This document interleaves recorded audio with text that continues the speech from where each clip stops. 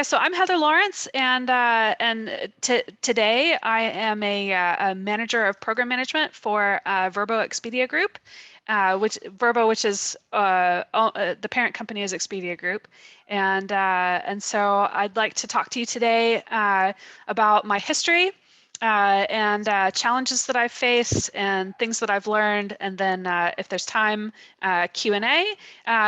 This isn't like a polished presentation or anything like that. It's just me being an open book and talking to you about where I've been and how I got to where I am today. So in my early life, I was actually born and raised in Austin, Texas. I am a unicorn. There's not many of us left, but I was born at Seton Hospital and have lived my whole life in Austin. I've been a lot of places, but Austin is my home, and so so there was grade school, and there were opportunities and successes and tragedies in my early life, but I'd like to start off with high school, because I think that's where things get interesting. So I actually missed most of 10th grade from skipping. I left school and didn't come back for like 2 or 3 months. And in that time, I ran away from home. I got arrested. I lived in a halfway house, and just had a really rough go. But we were lucky in that we found LifeWorks, which is another local nonprofit that helped us with family counseling. And my mom was a single mom, and so so we repaired our relationship, and I moved back in, and went back to high school and completed a bunch of the credits that I missed through I think it was called Delta or DECA. And it was a program to earn credits through. Well, I was kind of a pioneer back then, because I graduated from McCallum in '99, so this must have been '97, and it was an online credit gathering mechanism, like where you just went online and studied and took tests and things like that. And so I made up a lot of my credits. I graduated on time from McCallum High School, and so that was despite some challenges and some setbacks, I did manage to graduate. But I was so tired of school by that point. I just wanted to work and try to earn some money in the world, and just live my life. And so I did not go to college immediately. So I instead worked some odd jobs. So if you know this guy, his name is Odd Job, and he's from the James Bond films. So he's there. He's my little mascot there. So I did all kinds of stuff. I was a Texas relay operator for deaf and hard of hearing people. When they call TTY, they get connected with an operator that types out the conversation to back to them from translated from hearing people. And so I did that for a little bit. I did phone polling. I was a carny. I ran away to New York City, and this is after I had left home. But yeah, I went to New York City and worked a summer as a game operator for a carnival up there, and came back and did some temporary admin work and clerking, and just hated life. I did door-to-door sales in Georgia and Alabama, selling educational books to parents. I was also a volunteer coordinator for a big art festival in Austin, and then I also was a bridal consultant, so like helping brides pick out wedding dresses. And I loved that job, and I found out that I was pretty good at consultative sales. So, so yeah, so that was a good thing. 1 second.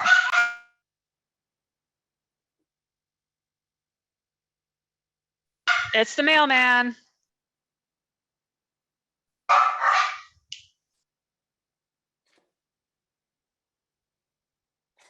Okay. All right. So those are my odd jobs. So then I found my way to a job at Kinkos, which is now called FedEx Office, and I worked there for 5 years. I was a project coordinator. I was an assistant manager, and it was a real stabilizing force in my life, and kind of at the same time. I started my own business. I was a professional organizer, so I went in to people's homes, like that home that you see in the before photo. This is not an actual picture of my work. This is something I got online. But yeah, so so I would take rooms like that and turn them into after, and I did that for 6 years, and during the time that I was at Kinkos and that I was a professional organizer, I put myself through ACC. So, so ACC, I studied music. We're a musical household, as you can see by the guitars behind me. And so ACC, I studied music, and then earned credits to transfer, and I transferred into UT, where I studied history. And I actually didn't go to university until I was 28. And I graduated when I was 30, and I loved being what they call a non-traditional student. So I loved blowing the minds of the kids that I went to school with, and you know, telling them like, yeah, I'm married and I have a house, and you know, like you know, it was just fun blowing their minds. But I loved being at UT. I loved being in the history department, and I made incredible grades because I had more maturity, I had more focus, and I had time to dedicate to making great grades. So I actually graduated magna cum laude in the top 4% of the whole university. So so that was a major accomplishment for me. All at the same time, you know, running my own business and working for Kinkos. And so so what happened after that was I got my first tech job. Like while I was sitting in a class on management of information systems for my minor. My minor was in business foundations, and I was sitting in management of information systems, and I realized like I could organize the work of other people. I could organize specifically software developers, that I could help them break their tasks down and communicate that to stakeholders. And so so I with the help of some friends, I actually got into a startup called Zebra Imaging, and I was their first project coordinator. And I worked for them for about a year and a half, maybe a year and 8 months, and then I got laid off. And so that's just part and parcel of working for startups. Sometimes they make it, sometimes they don't. And so I got laid off, but I was devastated. It's like my life in tech is over. I don't know what I'm going to do. So I went back and I studied and I studied and I studied, and I got my PMP, which is a project management professional certification, and I used that to land interviews at different places. But after I got laid off, man, I turned getting a job into my job.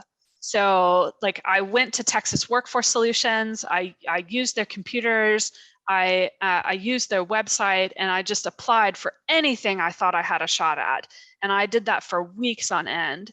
And then finally I had a bunch of phone interviews. I had a bunch of like interviews that went nowhere, not getting selected, not making it to the last round, but I never gave up.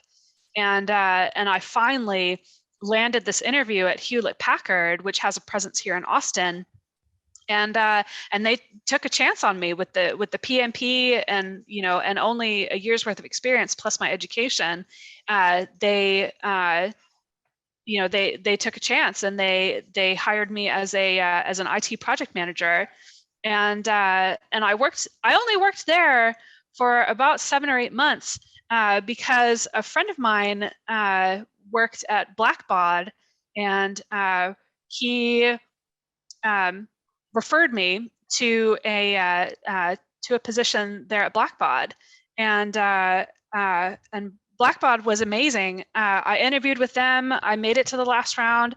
They offered me the position of program manager. So like at every stage, I was getting a promotion basically. And it's funny because that's kind of how it works in tech. Like, to get a promotion, you move companies. But sometimes you can get promoted at the place that you're at.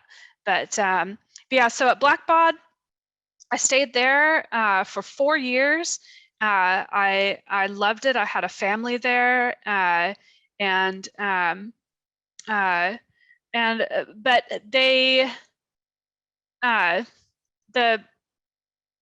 I left because I was really happy, but the raises were small. They were doing this resource leveling thing, and they ended up demoting me to a project manager title, which in project management, program is generally above project, and so they gave me a title change, and so I was a little pissed, and I left, and so but once again, like I had an opportunity come up where another friend referred me to a position at VRBO, and this was for a senior program manager title, and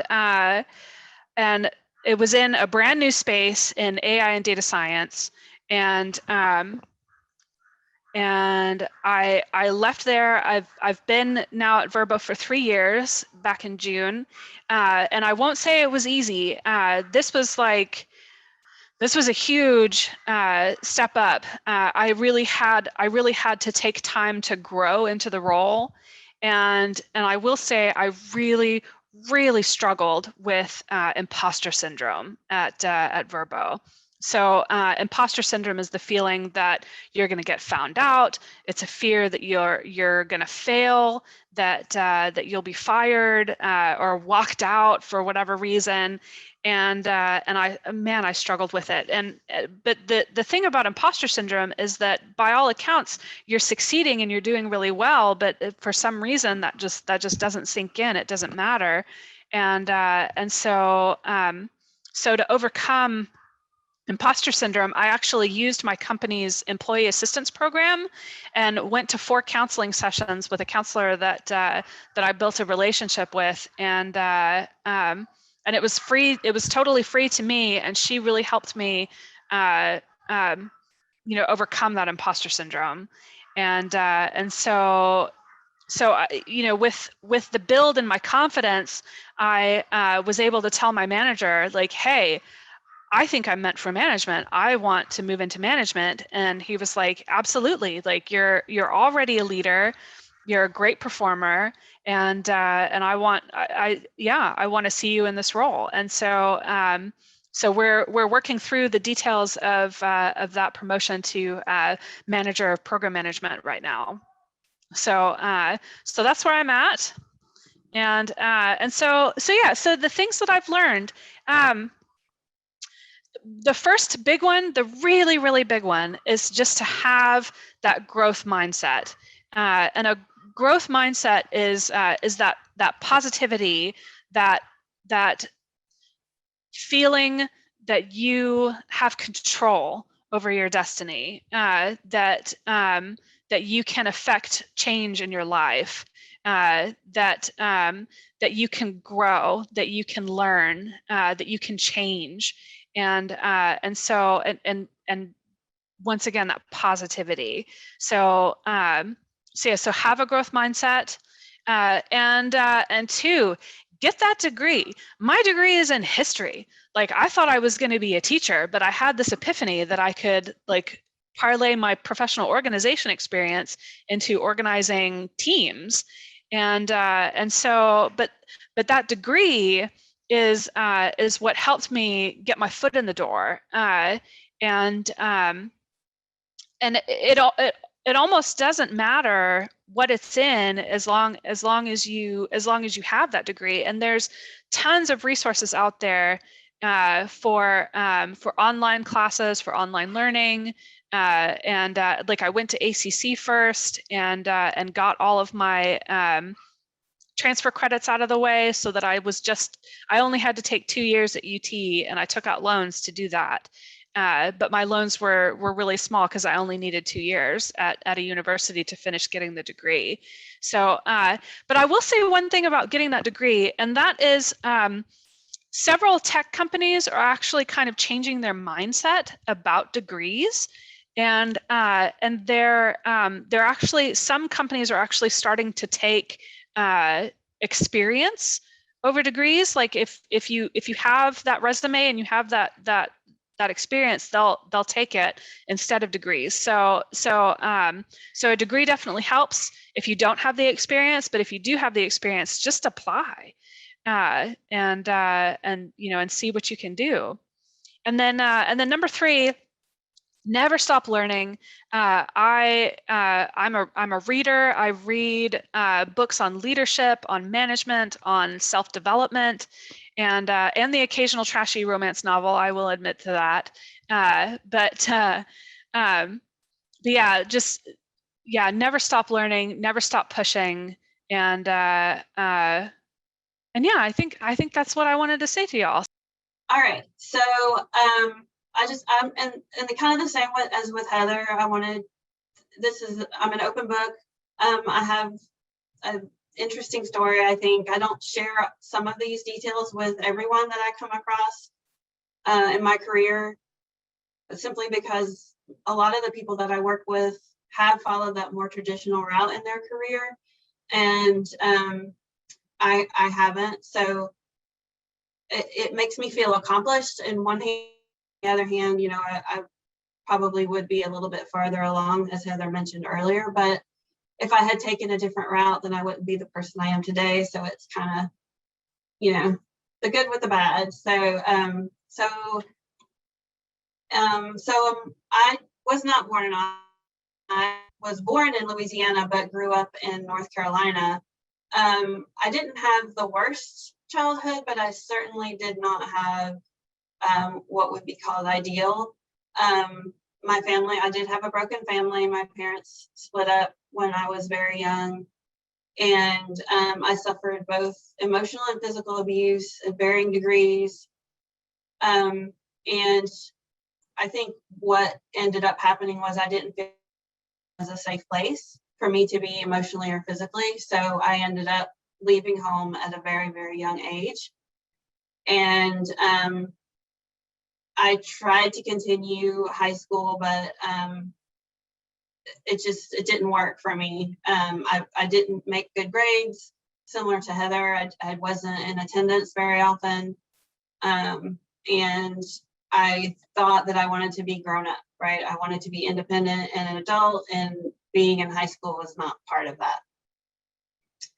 So I did drop out of high school. And then I was married to my first husband very, very young. And we had our first child at 22, and then, oh, big surprise, it turns out that he didn't really want to be a grown-up, and here I was at age 22 with a new baby and no husband. So I found myself thinking, oh my, what is going to happen now? I didn't want to be in a position where I had to depend on lots of other people. I've always been very independent and strong-minded, but at the same time, I had no resources, right? I didn't know how I was going to survive. So I became determined at that point, and not that it was an easy, that I didn't stumble along the way, but I became determined at that point to make a better life for myself somehow.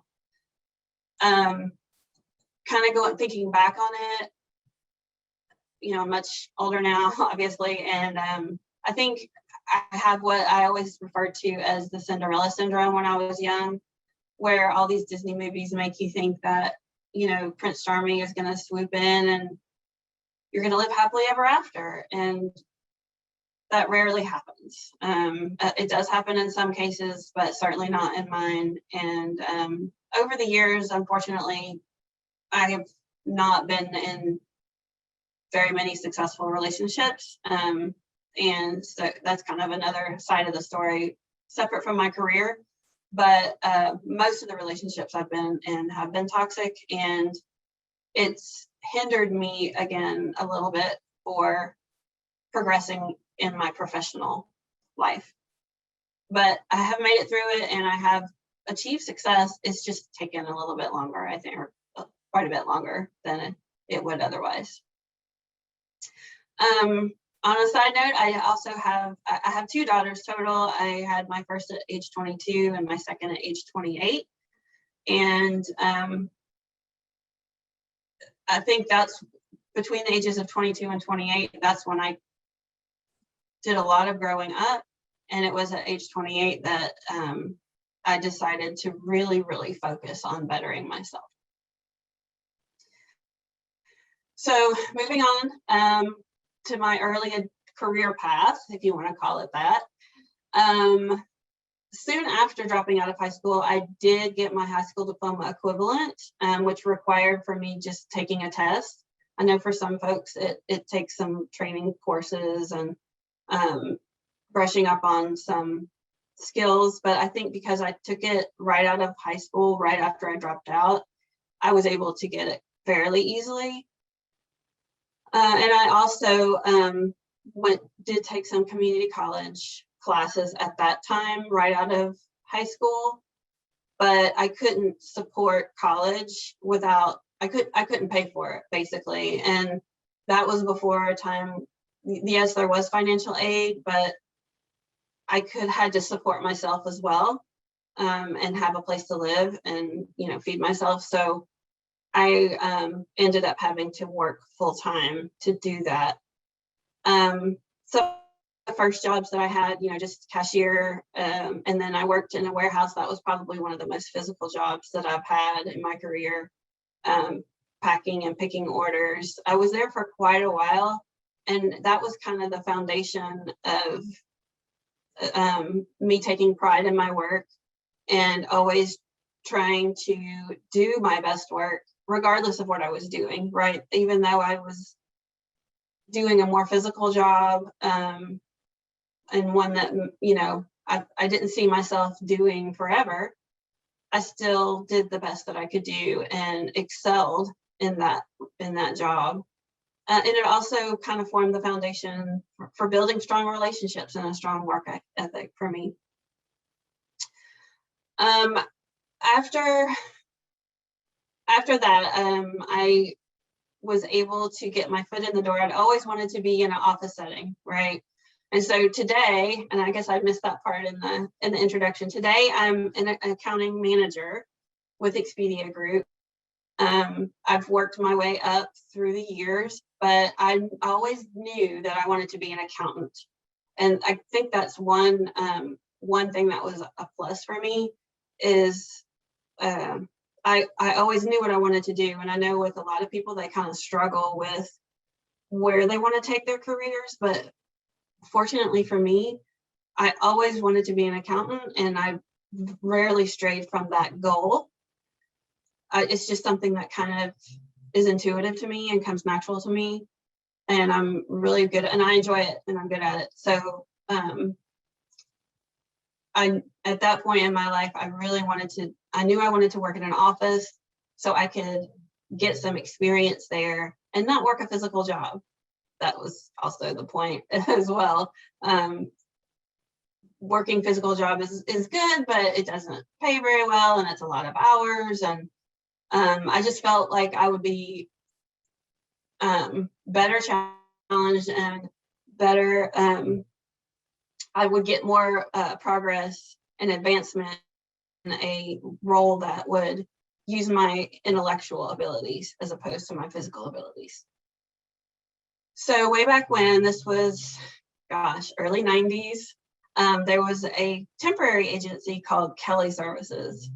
And that is how I got my first office job. And they used to call them back then, they called them Kelly Girls.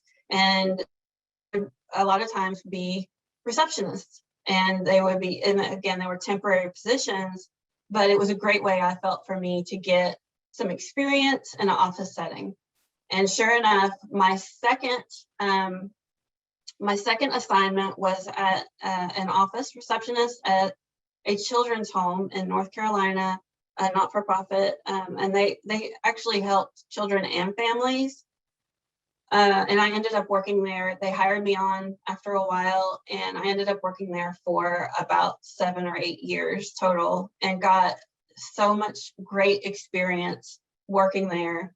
After they hired me, they hired a new accountant there, and she was both a CPA, a certified public accountant, and a CMA, a certified management accountant.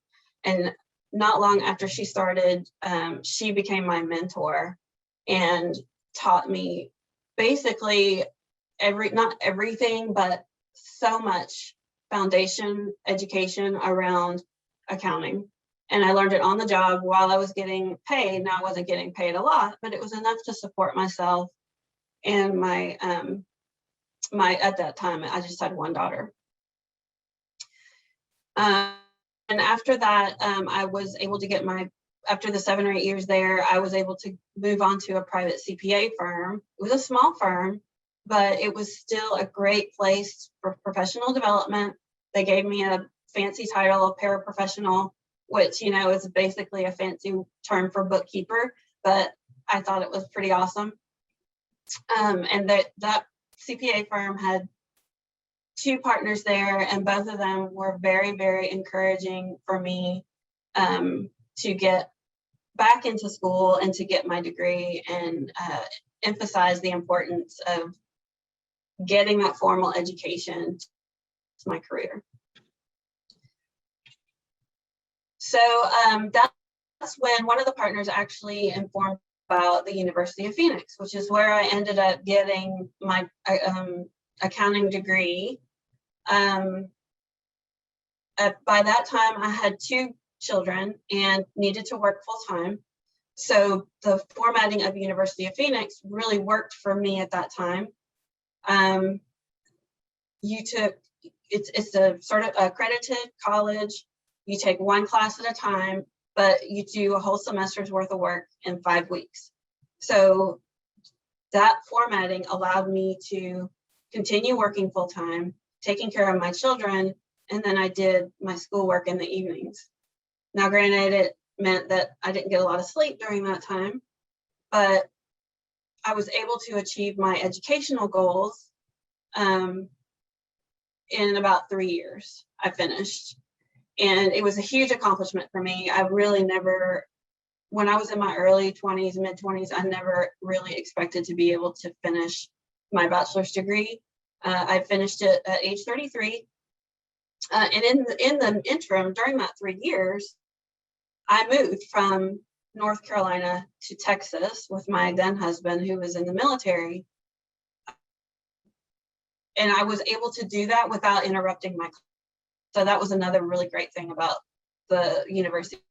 I'm sure that there's a lot of other schools now that have online classes. And I wanted to apologize if my internet connection is kind of wonky sometimes. So if I cut out, sorry, let me know. But let's see, where was I? So yeah, I moved to Texas in 2003. I graduated from University of Phoenix in 2005. And then I was able to get my foot in the door at Dell. So again, as a contractor. I think that was through Spherion back then. I don't think they exist anymore, but I was brought in as a contractor temporary, and it gave me the opportunity to show my abilities and to show, that my skills were valuable. And within about 9 months, they hired me on as a permanent employee. I ended up staying at Dell for about 11 years total. And in that time, I built many, many relationships. I was able to run into different departments, different areas of accounting. Great experience in a large company, whereas before I'd always done pretty accounting for smaller companies. It taught me a lot about emotional intelligence, in that you can't take everything personally. You have to. One of my biggest struggles is with my poker face. If somebody asks me to do something and I think it's absolutely outrageous, ridiculous, are you crazy? I can't say that, right? You have to keep that. You have to keep your calm and be smart about the relationships that you have, especially when folks are more senior. So I was there for a total of 11 years, and then in 2016, again through networking, I was offered an opportunity at HomeAway, and have been there ever since. My career has advanced significantly in those 5 years, and I think a lot of that is because of the experience I gained at Dell. I was able to carry those soft skills over with me at Expedia Group, but there was also some really, really awesome opportunities that I've had with Expedia Group and VRBO, one of which was a temporary assignment that I took in Singapore at the beginning of 2019, which absolutely blew me away. At that time, I never dreamed in 1,000 years that I would ever be living in Southeast Asia and in a place like Singapore. And during that trip, I got to go to Sydney, Australia as well. So something like that would be given as an opportunity to me is just 10 years ago was just totally unheard of. So since that happened, I've been promoted first to accounting team lead and then to senior accounting manager just recently in March. And so yes, it took me a little bit longer to get where I wanted to be in my career, but here I am. I'm super happy. I love what I do.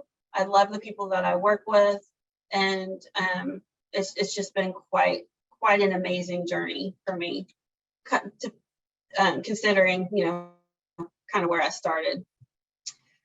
So for me, lessons learned, networking is the best way for me to get those opportunities, because when you work with people and you make good impressions, and then they have an opportunity, or someone asks that, someone else has an opportunity or an opening, they think about you and they say, oh, I was with Deborah on this project at such and such a time, and she did a really great job. I bet she would be for this project too.